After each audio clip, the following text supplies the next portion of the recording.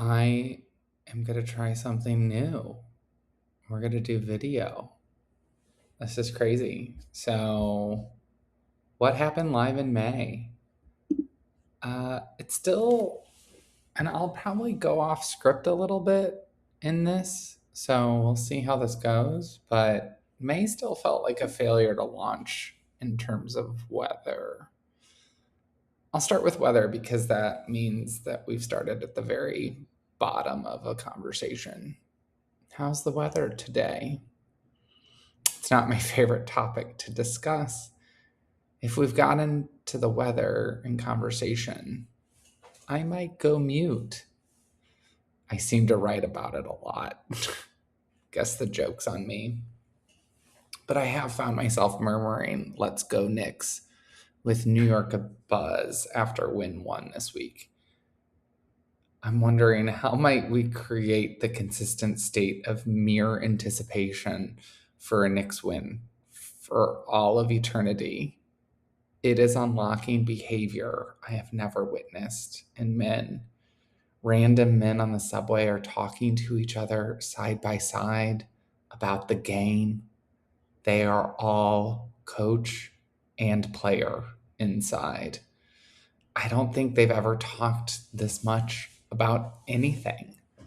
They all sound like the character in Napoleon Dynamite that was best in high school. They peaked, but if their knees would have held up, their back wasn't strong enough, not tall enough. All the excuses why they aren't in the NBA is astounding.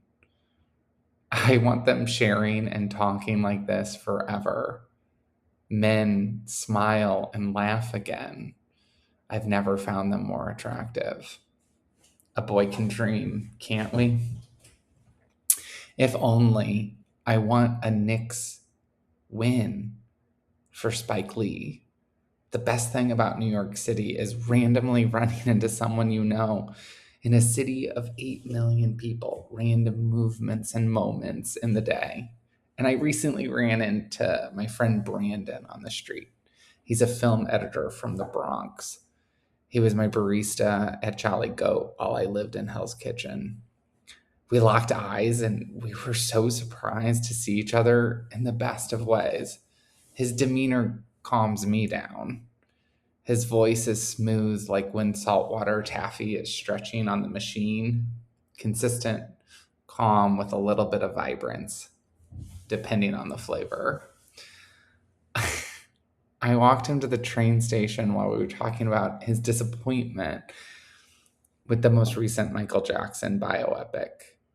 And he asked me, who would I want to see a bioepic film of? And I couldn't think of anyone in particular.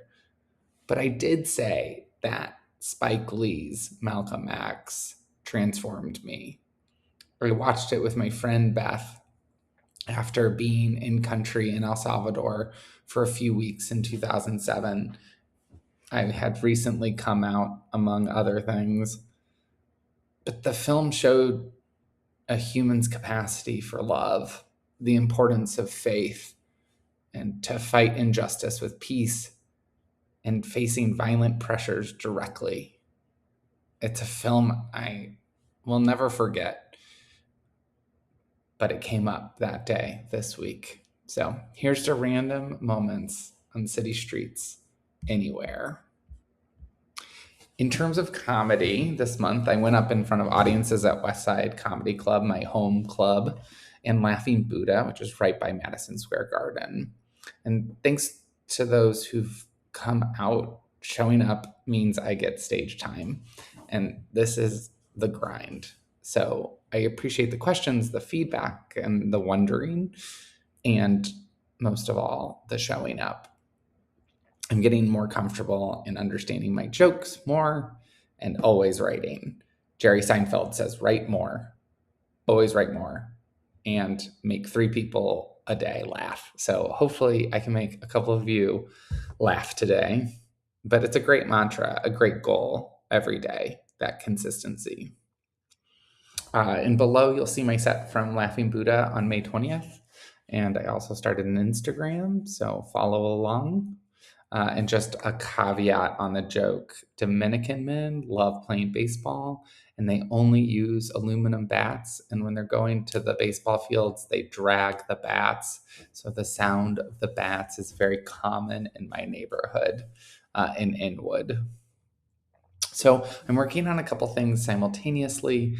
I see the show that I'm writing at the nexus of stand up, clowning, and playwriting. And there's a few shows that come to mind, including Can I Be Frank by Morgan Boskies, which I'll see for a second time this June, and Sugar Daddy by Sam Morrison, which is rumored to be coming to Broadway. So Sugar Daddy was at Edinburgh. A lot of the shows that I take inspiration for have been at Edinburgh at the Fringe Festival, got kind of worked on as they've kind of progressed. So they either go from Edinburgh to off Broadway and then maybe eventually Broadway, but usually an off Broadway house that seats around 100 to 150 people. I'm chasing a clown this weekend in St. Louis, Chad Damiani. He's going to be at Circus Flora. He's based in Los Angeles, and there's a very cool article that was just in New York Magazine about kind of the rise of the LA clown scene. So I'll go to the circus with my mom this weekend. It's their 40th anniversary, and I remember going as a kid, so it's our birthdays together. It's a mix of nostalgia with a newfound purpose for me. And I'll get to audit Chad's clown class Disruptor, Intro to the Modern Clown, on Monday night. So yeah, we'll see how that goes. Then I'll be taking a workshop later this month, Monologue as Play. It's a weekend workshop with Gabrielle Livy, who's based at Yale, at the Pandemonium. So I'm working on my 7 monologues and incorporating aspects of clowning and play into the show. So also upcoming dates to see me live if you're in New York City by any chance. So Friday, June 19th, which is Juneteenth, I'll be at the NYC Clown Slam at 8 p.m. You can get tickets at the door. This is my first time that I actually get to be among like other clowns, which is exciting, and it's 3 minutes, so it's really tight. I'll probably do like a quick interactive part of my monologue for that. So then I'll go up on July 25th at West Side Comedy Club at 6 p.m. and I'll link to tickets soon. Let's get to what I saw, what happened live. In the theater world, it's been theater Tony season. So Tonys are this Sunday. So it's where a very small group of humans reflect on the business of Broadway. For new musicals, it was a weak season.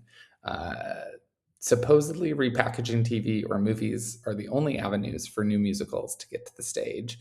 I lament the lack of new music and new story, seeming like audiences won't pay for it. They are in the business of show, after all. I think a surprising one that I didn't write about is Titanic. I think it should have stayed off Broadway, but it didn't really translate to the Broadway house, but people love it and love its farce. It's if Celine Dion was on the sinking Titanic. It is hilarious, and it is new music, and it is a new story. So I will give it to that it is the little engine that could. I just didn't really think that it had Broadway. It didn't have its sea legs, if you will. But we'll see. Maybe the Tony voters really want Titanic to go further. Who knows? It has really gone against all odds. For new plays, it was a really strong effort with Giant and Liberation. I was especially pleased to see Little Bear Ridge Road remembered for a nomination. Samuel D. Hunter is one of my favorite writers, and this was his first Broadway play. I don't think it will win, but I can hope. Revival races feel particularly competitive this year, with Ragtime and Cats the Jellicle Ball emerging as major contenders. One is politically relevant, or really more politically specific, and the other is historical visibility for a marginalized community. Toss up to see who will take home that spinner. I am really tied here. I love Ragtime. I think it is just a phenomenal cast, and just the music soars. Cats is Andrew Lloyd Webber. It's reimagined as the ballroom scene. Andre de Shields, who's 80, is nominated for featured actor. I think it's really fun. It's a party. It's really important for Broadway. It shows off dance. The choreography is fun. It is a new. It is what a true revival should look like and feel like and sound like. So again, it's gonna be a toss up, and I'm not here to predict anything. So, um, but it is officially a vampire summer. Who knew? The Lost Boys, a new musical. My hot take is the staging is so spectacular. It's a must see. My takeaway is that theater magic remains the secret ingredient to an adaptation. They really used the theater. They didn't really think about sight lines, but they used the full expanse of the stage. The production embraced what only live performance can do rather than recreate the film verbatim. This show is heavily reliant on the wondrous staging. The cast is completely in that world of vampires and brings you along in a surprisingly heartfelt story. So 3 stars, totally worth your money, really interesting. And I'm not even into vampires at all. So that did not matter. The Ballisters, hot take, a great POV on a HOA. This is a new play by David Lindsay Abaire. It's funny, dramatic, and a great ensemble of characters. I've never been part of an HOA or a community board, but I've heard stories. This was a great lens into the language of our time, sensitivities, and soft power. I enjoyed the twists and turns. There's a big turnoff was the sound. It was too loud and it did not meet the moment. It was the first time sound design in a play really distracted me and took me away from the action that was unfolding on stage. Not sure what happened there. It seems like a really big miss. Rocky Horror Picture Show, 3.5 stars. Hot take, nostalgia works sometimes. Takeaway, I loved it because I loved the show and movie already. I don't think it was particularly a new take on the old classic, which some come to expect in a revival. The cast, though, is really wonderful. Great performances by Stephanie Chu, Rachel Dratch, and the very sexy Luke Evans. I don't think it will win for revival, but the performances might swing a couple wins. I saw Jerome, which is off Broadway. It's a play by Playwrights Horizons. I have a 2 stars. It's a fascinating context and premise that gradually disappeared into itself into a cave. Um, I spent a week in Jerome, Arizona in my 30s with my 2 best friends. We had a week retreat over New Year's in the ghost town full of artists that had fled the big city.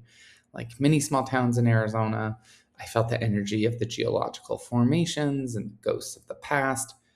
It's a real vibe, real feeling. And I think that's what the play attempted to capture. It's a high task. Complexity is not the same thing as depth. I was connected to the main 2 characters, but the addition of the third character was trying to be mysterious and emotionally stunted. It was just hard to buy into. And the idea of a throuple in Jerome, Arizona in the 90s was hard to believe. It was almost as if they weren't convinced either. It was an interesting context, the height of AIDS and in the shadow of San Francisco. That fear was real. The fear and withholding characters seemed to be the focus of the play. I don't think that was the intention, but it's what came through. I really had higher hopes for this new play at Playwrights Horizon, but it kind of just lacked the nuance and never really got there. At the Met Opera, saw the new opera El Último Sueño de Frida and Diego. 3 stars. This was hot take, visually striking, musically ambitious. I left admiring the craft more than feeling the story. It was kind of a mimicking Eurydice uh, going out of the underworld, going back to Diego. It just wasn't I don't know. It just didn't grab me. I was not convinced that Frida would want to come back from the dead at all, let alone for her art or for Diego, which was part of the struggle. That struggle was the crux of the story. Style can attract attention, but story is what lingers in one's mind. It's something I've learned with all the performance I've seen. That story has to be locked in before you start to dress it up. Though visually elegant and making Frida and Diego's like art come to life, which is a feat in itself, the opera lacked like teeth.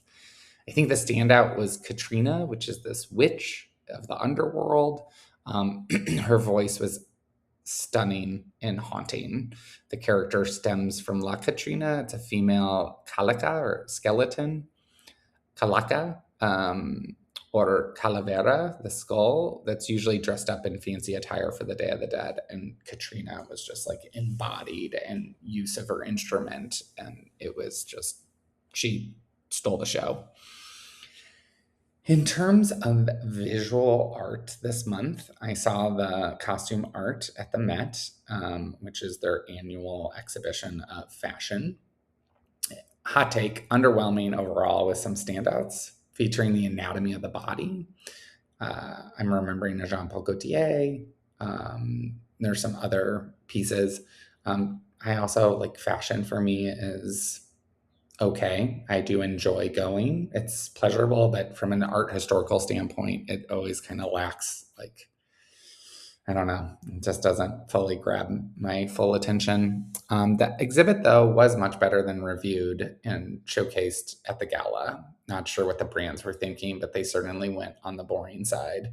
It seems to me that it was a missed opportunity for the houses to showcase more structure, more weird and thematic approaches to the body and art. There's definitely more interesting things that have been on the runway over the last few years. So it's surprising. The new galleries, though, they've been working on these galleries for about 2 years, are quite beautiful in its simplicity, mixing the old and new, exposing the structure, the idea that the museum is like living, like the fashion and the form on the body. I'm most excited about these new galleries and how they're going to leverage them. So check it out. Lee Ufan at Dia Beacon, 3.5 stars. Hot take. This was my first time seeing multiple pieces by Ufan in one place, and it was well worth it. I immediately made a connection to David Ireland's work, and it was quite satisfying. I'm not sure that Lee is looking at his work, but it's really interesting nonetheless. His ability to let go and let the brushwork and the color is unparalleled, and seeing the canvases in the expanse of Dia Beacon is deeply pleasurable. I'm going to go quick on these other ones. Helen Frankenthaler at Gagosian. It's called The Moment in the Distance. I mean, stunning. She's just like the best. She's up there with Joan Mitchell. I really put the women of the abstract movement well ahead of the men. They've never gotten their due. I mean, just saying it. Helen, yeah, it's gorgeous. Meg Webster at Paula Cooper. I've seen Meg at Dia Beacon. She's definitely interrupting the canon of men and land art, and it's called Thicket. Just opulence, luxury. I don't know any artists that are, Delcy Morales from last year. They embrace like bringing natural elements, and then structure is just like really, really just, yeah, privilege and opulence. And yeah, it's really beautiful. It's upstairs. I like Paula Cooper's second space. It's upstairs. No one's ever there. So if you're in New York City, check it out. It's a really just beautiful space to be in alone. In the news, there was a big merger announced between the Neue Gallery and the Met. Big news, just crazy. Yeah. So also, Art Keeps You Young. Read that in The Guardian. We all knew it, that it kept you young, but now there's science behind it. And Upcoming this June, it's already June 5th. I already saw Schmigadoon, 3 stars. It's nominated for Best New Musical. It was based on the Apple TV show that Lorne Michaels has produced, and it's fun. I'm not sure who's going to win Best New Musical, but it'll be either Schmigadoon or The Lost Boys. We'll see. Both highly tourable, very palatable. Uh, we'll see. But it was a fun Broadway classic. There was a full tap scene. There was a dream ballet. It's mocking Broadway musicals, but in kind of like a fun, interesting way. I have not seen the show. It was during the pandemic when we didn't have Broadway, and it satiated a lot of Broadway fans on TV. So yeah, now it's on the stage. It's a very fun night of theater. Lots of laughs. And Alex Brightman is in it, and I just adore him. He was Beetlejuice, super funny. The Tonys are Sunday. Obviously, I might be the only one watching, but they're Sunday. I'm seeing Fat Ham, a production of Fat Ham, which is one of my favorite plays by James E. James. Saw it at the Public, then I saw it on Broadway multiple times, and now I get to see the St. Louis Black Rep do it this weekend. Seeing Circus Flora, taking my mom. My mom is taking me to the circus. And then Giacometti in the Temple of Dendor at the Met. It opens June 12th. Very cool. 60 pieces from the Foundation in Paris, which is so cool. Alberto Giacometti. I'm seeing Can I Be Frank again. It's the second run at Soho Rep. And then Old Masters in New Amsterdam. These are Old Masters' interpretation of New Manhattan. I'll see that at the New York Historical. And there may be some other things that will pop up, but focusing on comedy and writing. And then I get to go with the all support of primarily one friend, but some other friends and family with their support. I'm headed to Valencia, Spain for the Gay Games. I'll be swimming and I'll be running. I'll also be coaching, planning on doing the marathon, which has been really a challenging thing, but training. And then I'll head to Barcelona. I'll get to go to the Joan Miró Foundation, see Calder's Mercury Fountain, and then going to Berlin, Germany for the first time. So on a pilgrimage to see Caravaggio's The Incredulity of St. Thomas. So that's in Potsdam, Germany. So headed, yes, to one place, one museum to see one painting. So I've been wanting to see that painting for a very long time. But this is May. This is already what happened live in May.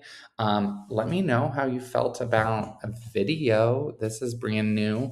It's so great to have you all read or listen along. I don't know how this will work, but we'll see how it goes. And happy June and happy summer to all of you. And keep looking at art, keep going, and see you soon. Bye.